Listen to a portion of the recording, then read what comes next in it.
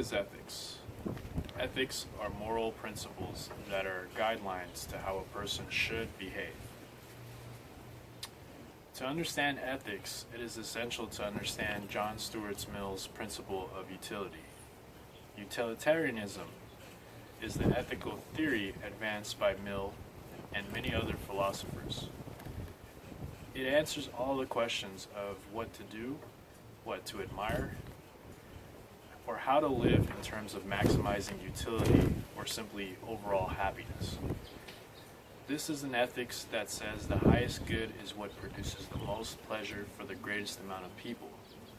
This principle determines the rightness of acts or rules of action by their effect on the total happiness. The object is to multiply happiness.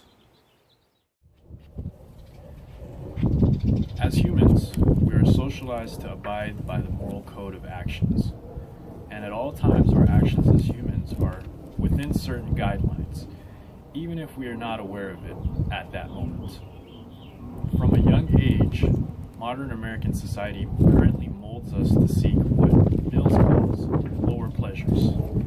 Pleasures that he explains a pig would enjoy, such as eating, sleeping, drinking, and if we seek these higher pleasures, such as going to college, reading a book, making art, we are seen as weird because we are going against what society is telling us is good for us, as well as the media is portraying. Even when in college, most people's goal is to make the most money, not to gain higher pleasures in our society. Others believe that every person perceives morals differently, depending on their culture, environment, and society that they are living in. The problem is that there is no universal formula that says what is wrong and what is permissible. For example, one culture may perceive pork as food, whereas other cultures forbid its consumption. Society determines what is or is not moral. What we say is moral or is not is completely manufactured. In order to prove we are right and others are wrong, we would have to find proof of moral justification. But the problem is that individuals do not see morality the same, nor do we even value morals the same. We need to be selfless as people and genuinely want the world to be in a better place for all. There are many perspectives as to who or what matters, in the sense that who should be given moral rights. Some argue that humans are the only ones that deserve these rights, while others go further on to say that non-humans only matter to the extent that the well-being of humans are concerned or affected. These human-centered perspectives are almost always linked to the idea that those with the ability to reason and form thoughts are the ones who should be considered. However, there are those who counter these viewpoints by claiming that animals hold just as much moral value as any human being. For example, as philosopher and theologian Thomas Aquinas put it, through being cruel to animals, one becomes cruel to human beings. There are also those who go further on to say that plants have right of their own as well. This may seem extreme to some, but there are people out there who do believe that non-humans deserve the respect and concern that any other being would receive. There have been many instances shown in which animals face countless forms of abuse and face traumatic experiences that in many ways affect the way the animals go about the rest of their lives. The owners themselves very frequently form strong bonds with their animals that creates a form of respect and deep connection between them that elevates these animals the way these animals are viewed, which in many cases they are viewed as family. Again, this all comes from the idea that anything that can experience elements such as pain or can form thought are the ones who should fall under those who matter. In the end, whatever or whoever one may, or however one may believe, what we consider right and who counts in our world depends on what we consider to be rational. Hi, my name is George Nassos from Team Breakthrough Inc. Our team decided to talk about the pet industry and unethical behavior within the pet industry. We came up with two companies. One of them is Crafts and the other one is the Swedish Kennel Club. Now, Crafts is a dog show taking place in the UK. And the reason why Crafts came into the spotlight to begin with was through a documentary from BBC called Pedigree Dogs Exposed, that basically exposed their unethical behavior towards dogs by setting standards, by stating dog standards as acceptable, that they were the byproduct of years of inbreeding. Those were, of course, unrealistic standards, and that could only be achieved through inbreeding. And they thought that, you know, these are the way dogs are. This is the way that dogs are supposed to actually look like, which isn't true.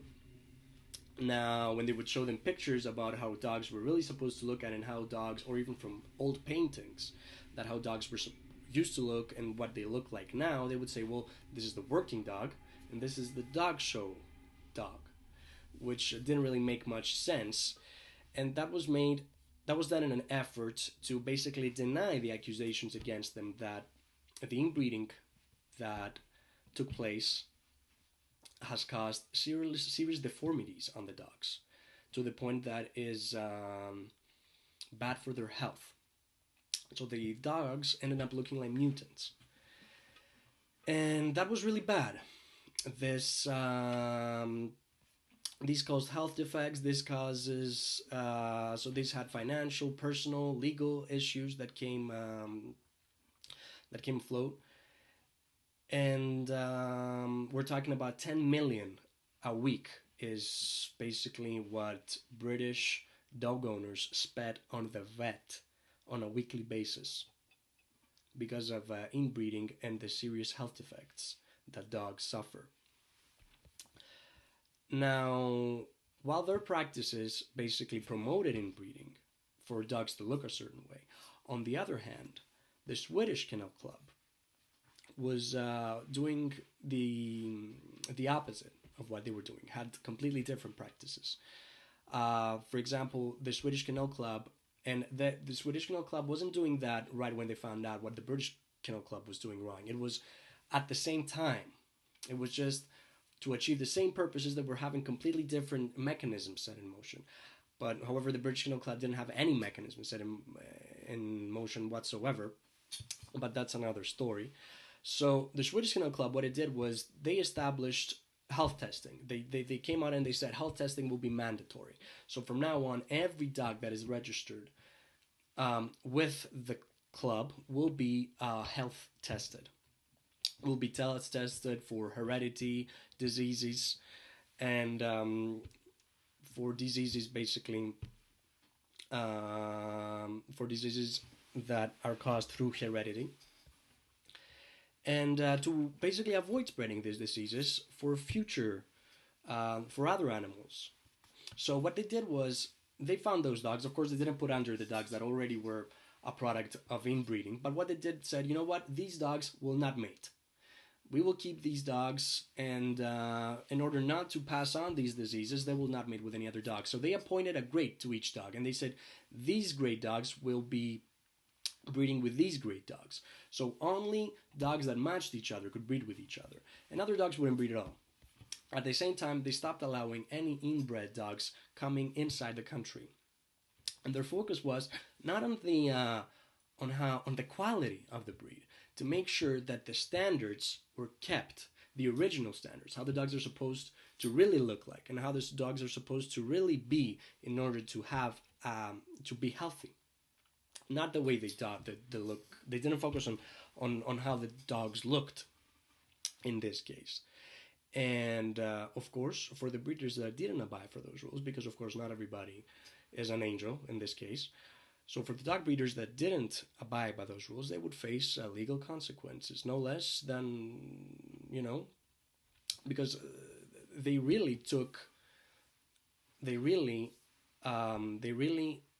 saw this, they really examined this ethically, you know, with the dogs being on the center, not the people, not the pet owners, not what the wealth, for example, that a pet owner or a breeder would accumulate by taking a dog to a contest and having it look a certain way and taking all these product endorsements and everything.